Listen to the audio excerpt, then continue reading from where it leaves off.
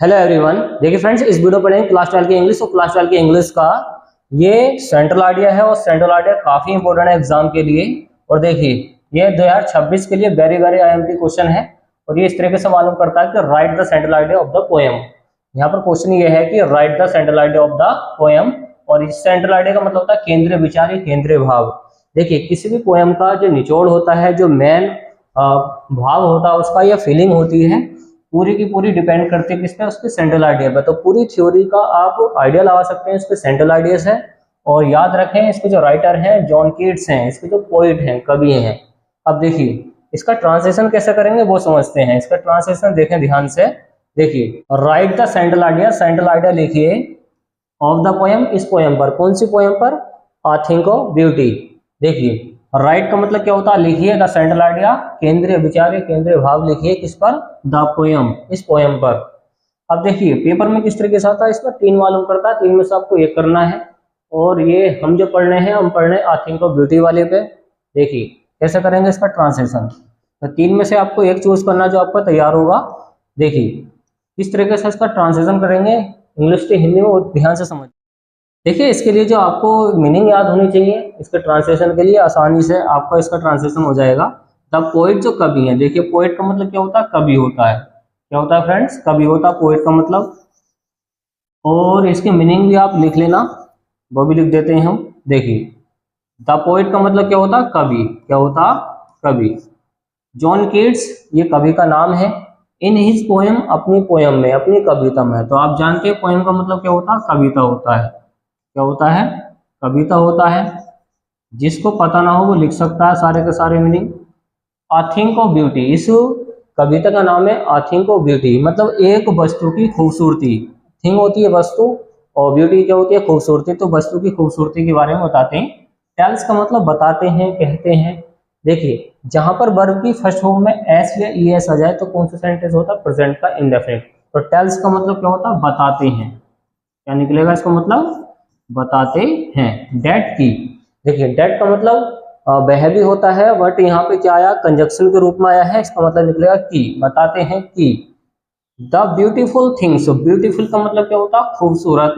Things क्या होती हैं? चीजें या वस्तुएं। क्या होती हैं? वस्तुएं या चीजें। जो खूबसूरत सी वस्तुएं होती हैं आर द सोर्सेस। सोर्सेस का मतलब होता है स्रोत। स्रोत का मतलब जैसे कि पढ़ाने का स्रोत हो गया, ये भी बोर्ड के है, इलेक्ट्रॉनिक बोर्ड के है, पढ़ाने का स्रोत है। ये माइक क्या पढ़ाने का स्रोत है? तो सोर्सेस है, एक तरीके से स्रोत है। किसका? खूबसूरती का। देखिए things are the sources, sources का मतलब याद रखें क्या है? इसका मतलब होता है स्रोत। क्या होता है? स्रोत। क्या होता है? आप इसका मीनिंग लिख सकते हैं, क्या होता है? स्रोत। ऑफ ग्रेट जॉय, एक बड़े आनंद का। जॉय का मतलब होता है आनंद। देखिए एक होती है, एक होता है हैप्पी। क्या होता है? हैप्पी। हैप्पी का मतलब होता है खुश। क्या होता है? खुश। बट याद रखें इस जॉय का मतलब क्या होता है? जॉय का मतलब होता है आनंद। आनंद बड़ी बात होती है, इसको याद रखें। और आगे देखिए आगे कैसे इसका हिंदी हिंदी निकलेगी। देखिए सोर्सेस ऑफ ग्रेट जॉय मतलब बहुत ज्यादा आनंद का स्रोत होती है। एंड और हैप्पीनेस, खुशी का।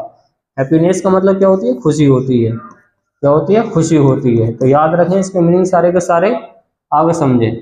आगे है देयरफॉर। देखिए देयरफॉर का मतलब याद रखें कि इसका मतलब क्या होता है? इसलिए। क्या होता है? इसलिए। याद रखें इसका मीनिंग भी। देयरफॉर इसलिए। ब्यूटीफुल थिंग्स जो खूबसूरत सी वस्तुएं होती हैं आर बर्थ, बर्थ ट्रेजिंग, बहुमूल्य धरोहर। इसका पूरे का मतलब लिख लें आप। देखिए इसका पूरे का मतलब लिखें ध्यान से। इसका पूरे का मतलब है बहुमूल्य। क्या होता है? बहुमूल्य धरोहर। धरोहर क्या होता है? धरोहर। तो याद रखें इसका मीनिंग। चलिए तो देखिए जो खूबसूरत सी वस्तु होती हैं बहुमूल्य धरोहर होती है, मतलब ऐसी चीज जिसकी कोई कीमत नहीं होती, ऐसी खुशी जिसकी कोई कीमत नहीं होती, तो बहुमूल्य धरोहर होती है जो हमारी खुशी होती है। ओके आगे समझे। With the passing of time, with the passing of time पूरी फ्रेजल वर्ब है। इसका मतलब होता है समय के गुजरने पर। क्या होता है? समय के गुजरने पर। क्या होता है? गुजरने पर। तो समय के गुजरने पर क्या होता है? The sweet recollection. देखिए द स्वीट रिकलेक्शन का मतलब होता है यादें। क्या होती हैं? यादें। रिकलेक्शन का मतलब क्या होती है? यादें। इसको भी याद रखें। तो देखिए समय के गुजरने पर जो हमारी यादें होती हैं, जो मीठी सी मतलब अच्छी सी यादें होती हैं हमारे बचपन की, तो वो क्या बन जाती हैं, वो खुशी का स्रोत बन जाती हैं। जैसे कि हम बचपन में खेलते थे तो याद करते हैं अब, तो उस टाइम की बातों को याद करना हमारे लिए क्या खुशी प्रदान करता है अंदर अंदर। तो the sweet recollections of beauty we come more joyful, तो ये हमारी जो खूबसूरती को बढ़ा देती है। वी कम मोर जॉयफुल मतलब ये जो आनंददायक चीजें होती हैं हमारे किसको देखिए जॉयफुल को बढ़ा देती हैं। तो जॉयफुल का मतलब आप क्या जानते हैं, आपको पता ही है क्या होता है, आनंद होता है, खुशी को बढ़ा देती हैं जो खूबसूरत सी चीजें होती हैं या यादें होती हैं। थिंग्स अराउंड, जो चीजें हैं, थिंग्स का मतलब चीजें हैं, अराउंड से वो घूमती रहती हैं। मेक अस फील हैप्पी, हमें खुशी प्रदान करने में, हमें खुश अपने आप को खुश महसूस कराने में। देखिए सारी जो खूबसूरत सी चीजें होती हैं, कोई सी भी खूबसूरत चीज हो वो हमें खुशी प्रदान करती है। जैसे कि मौसम खूबसूरत हो गया तो वो खुशी प्रदान करेगा, कोई चीज है हमारे सामने वो खुशी प्रदान करती है, तो खूबसूरत सी चीज हमें अच्छी लगती है और उससे क्या मिलती है, हैप्पीनेस, मतलब थोड़ी देर के लिए खुशी मिल जाती है। तो इस तरीके से आप इसका हिंदी ट्रांसलेशन कर सकते हैं और ले सकते हैं इसका स्क्रीनशॉट, इसके मीनिंग भी याद कर लेना। देखिए इसके सारे के सारे मीनिंग अगर आपको याद है तो आप इसका आराम से ट्रांसलेशन कर सकते हैं। तो इसके मीनिंग ध्यान से एक बार सुन लें या याद कर लें। देखिए आप जानते हैं पोइट का मतलब क्या बताया था, कवि होता है, और जॉन केट्स इसके कवि हैं।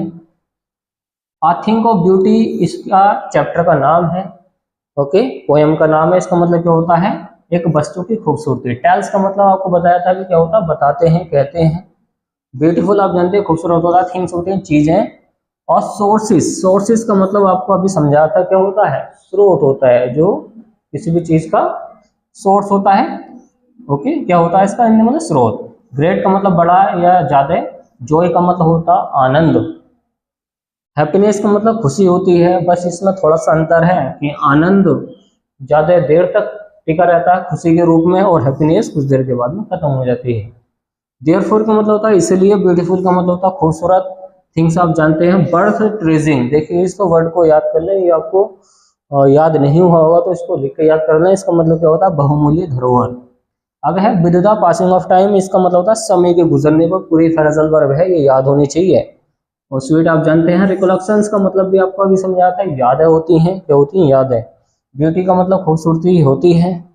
बीकम का मतलब होता हो गया। जॉयफुल अभी समझाया था, जॉयफुल क्या होता है, आनंद होता है, क्या होता है, आनंद, बहुत ज्यादा खुशी।